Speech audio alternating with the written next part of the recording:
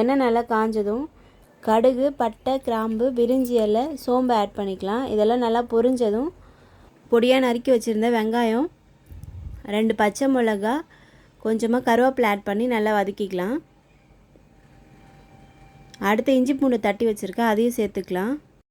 தக்காளி ஆட் பண்ணிவிட்டு 1/4 ஸ்பூன் மஞ்சத்தூள், 1/2 ஸ்பூன் தனி மிளகாய் தூள், 1 ஸ்பூன் குழம்பு மிளகாய் தூள் ஆட் பண்ணி கொஞ்சமாக உப்பு ஆட் பண்ணிவிட்டு இது எல்லாத்தையும் நல்லா பச்சை வாசனை போகிற வரையும் வதக்கிக்கலாம். அடுத்து 1 கிளாஸ் தண்ணி ஆட் பண்ணிக்கலாம். இது எல்லாத்தையும் நல்லா கலந்து விட்டுருங்க. இதெல்லாம் நல்லா கொதிக்கட்டும். ஒரு 1/4 ஸ்பூன் அளவுக்கு பெப்பர் தூள் ஆட் பண்ணிக்கிறேன். இப்போ பார்த்திங்கன்னா இது நல்லா சுண்டி வந்துடுச்சு. இந்த ஸ்டேஜில் நம்ம பாயில் பண்ணி எடுத்து வச்சுருந்த முட்டையை ஆட் பண்ணிக்கலாம்.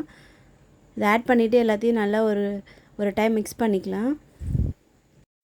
அவ்வளோதான், ரொம்ப டேஸ்டியான எக் மசாலா ரெடி ஆகிடுச்சு. இதில் நம்ம கொத்தமல்லி தழை தூவி நம்ம அடுப்பு ஆஃப் பண்ணிடலாம். அவ்வளோதான், ரொம்ப டேஸ்டியான எக் மசாலா ரெடி ஆகிடுச்சு. இது இட்லி, தோசை, சப்பாத்தி, ரைஸ் எல்லாத்துக்குமே இதை நம்ம வச்சு சாப்பிட்லாம். ரொம்ப டேஸ்டியாக இருக்கும். நீங்களும் உங்கள் வீட்டில் இதை ட்ரை பண்ணி பாருங்கள்.